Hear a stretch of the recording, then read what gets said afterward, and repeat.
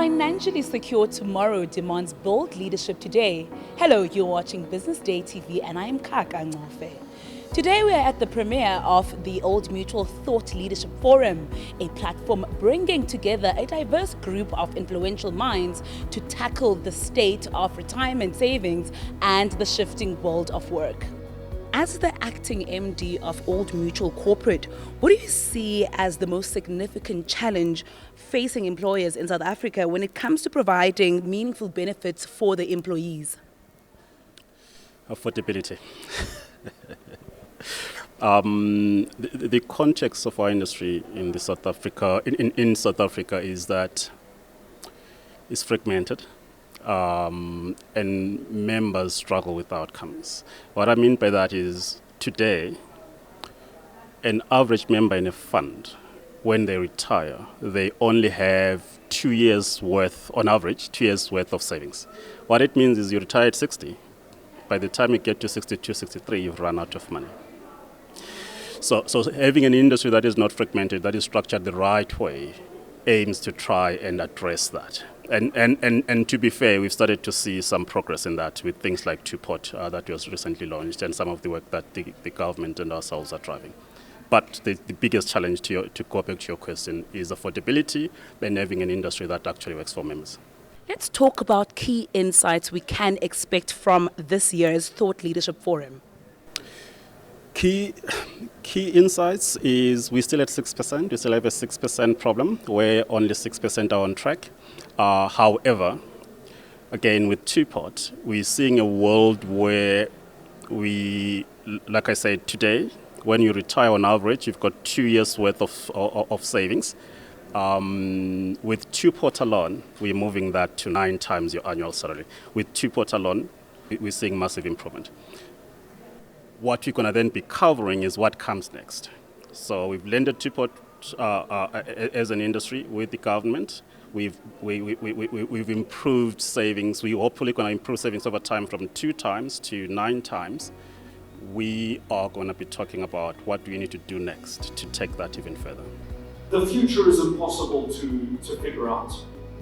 It's not to say that we shouldn't try and think about it, but I think we equip ourselves better, not by trying to figure out the future, but ask ourselves rather, are we fit to work in those changed circumstances, and knowing that the circumstances, once changed, will continue to change. What are the key microeconomic factors currently hindering the ability of ordinary South Africans to adequately save for retirement, and what policy levers should be prioritized in order for us to address that?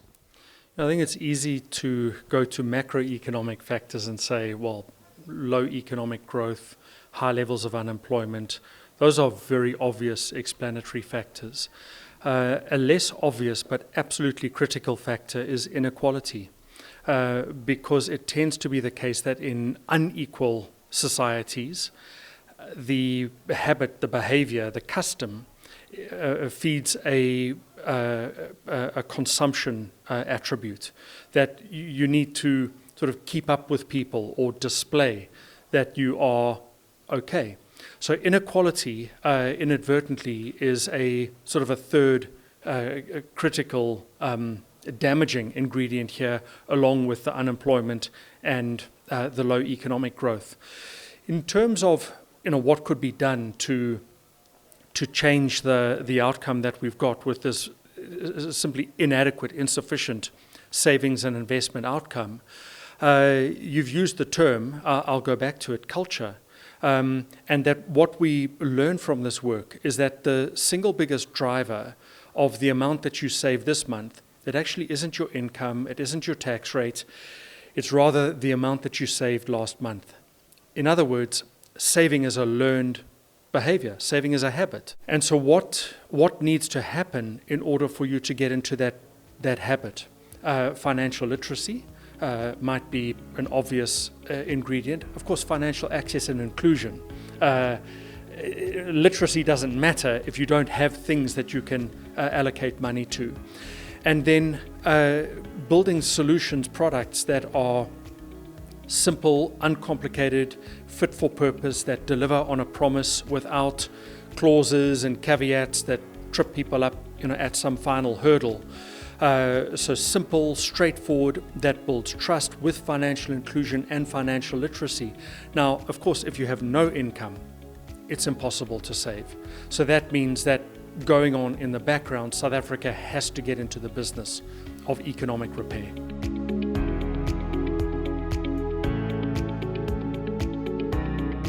Given your work on social justice, what policy changes do you believe are most critical for addressing inequalities that prevent many South Africans from achieving a secure retirement?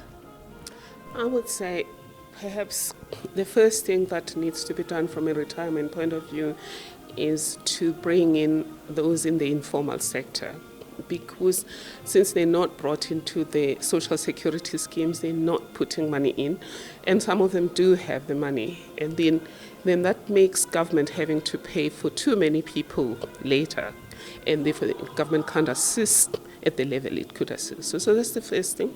But the second thing would be for employers to pay a fair wage from a social justice point of view. And I was with Woolworths a few weeks ago, and they said they don't believe in a minimum wage, they don't believe in a living wage, they believe in a fair wage. How does that help with retirement? It means we have more people who have disposable income that they can put into their retirement annuities and other products that you guys offer. You've spoken about leveraging privilege to drive change. How can leaders in the private sector apply these principles to improve retirement outcomes for low-income and vulnerable employees? Well, I think the first thing that people with privilege can do is pay for people's education, because one of the reasons young people are not able to save is because they can't, and they're not able to finish their education, and therefore they're not able to save. They're busy paying debt. So those who are privileged, like myself, we can assist, and we do assist. We've got something called Action for Inclusion, which is helping students with student debt, which allows them to conclude at university, and when they've concluded their university studies, then they're able to take retirement annuities and all sorts of things. Lastly, again, I cannot overemphasize the need to bring in the informal sector. The ILO considers it not only an issue of social justice to bring the informal sector in, but it's also an issue for economic stability, growth, and sustainability. What is the role of innovation in ensuring resilience in today's rapidly changing work landscape? Innovation is well suited for environments that are continuously changing, and it's changing from consumer needs, different ways of conducting business, new technologies that sort of come into play. So having this mindset of innovating inside an organization is critical, as long as it's done properly, and properly means well organized, well disciplined, well structured, etc. And also understanding what we're trying to achieve from our process of innovation. So, for example, it could be simple improvements, incremental improvements in products, incremental improvements in efficiencies, etc. Or we could deploy the discipline of innovation to create new products and services that add a differential value to the consumer while doing it in a sustainable and viable way for the organization. So mindset of innovation in the current environment that we're in, specifically a constrained macroeconomic environment, is precisely what organizations should be exploring, again, in a controlled and structured way. And just given your background with Singularity University and digital transformation, how can South African businesses leverage exponential technologies to build value? It's, again, a very important conversation to be having, but it's got to be had in the right sequence. Turning to technology as a silver bullet to solve problems inside an organization is probably the wrong starting point. What we've got to do is understand what we're trying to achieve in the business. What is our strategy saying we aspire to achieve? What problem are we trying to solve for? And then reverse engineer that in a very prioritized and systemic way to the type of technology that can be used to solve the problem. If we're doing it correctly, ultimately we address one or more of three potential dividends that technologies can unlock, specifically in this context for organizations that are in search of profit, right? And so you could leverage technology to unlock the growth dividend. So I leverage technology to innovate, to create new products and services that can create new forms of revenue that I wouldn't have been able to do before. The Old Mutual Thought Leadership Forum emphasized on collaboration. What role do you see between the partnerships between the public and the private sector in order to drive this acceleration and collaboration? I think what's interesting to note is Professor Adrian Seville does talk about the fact that one of the key elements to a successful growth economy is public-private partnerships. I don't think it's ever done alone. And so if you look at all the economies that have successfully grown historically, they've used those. And I think what's a clear message is nothing is done in isolation. It's about proper collaboration across different parties. And in our space, we believe the collaboration is very much between government, policy makers, regulators, the industry, employers, and of course the South Africans. So working together, I think, is critical around bringing forward the success of the change we need to bring through. Old Mutual will announce the Superfund Employer Excellence Award. What does that recognize? That recognizes employers that have made the most meaningful decisions, employers and trustees, to be fair, or mancos that have made the most impactful decisions that tangibly improve the outcomes of their employees, of their members. Like I said, our industry on the DC side, the person that feels the impact the most is the member. But most of the decisions are made by other people. It's employers, it's trustees, it's intermediaries. All of those people, they make most of the decisions, but actually when you retire and you run out of money, you're on your own. So we then try to incentivize employers and funds that make impactful decisions that significantly reduce costs and improve the outcomes of their members. So today we'll be highlighting some of those. Ladies and gentlemen, please give Valterra a warm round of congratulatory applause.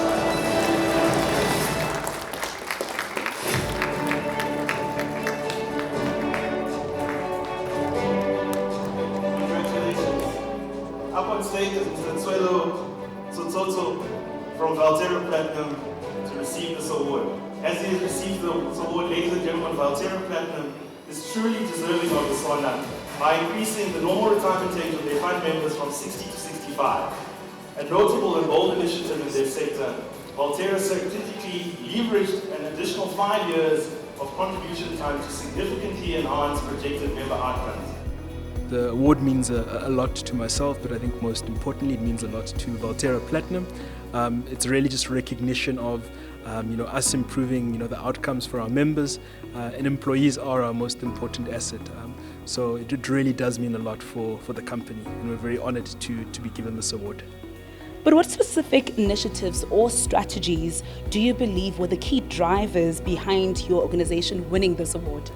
Sure, I think the biggest thing that we've emphasized in the retirement fund is member education, and us communicating with our members, the importance of them saving money and ensuring that by the time that they retire, there's enough left for them to live a good life.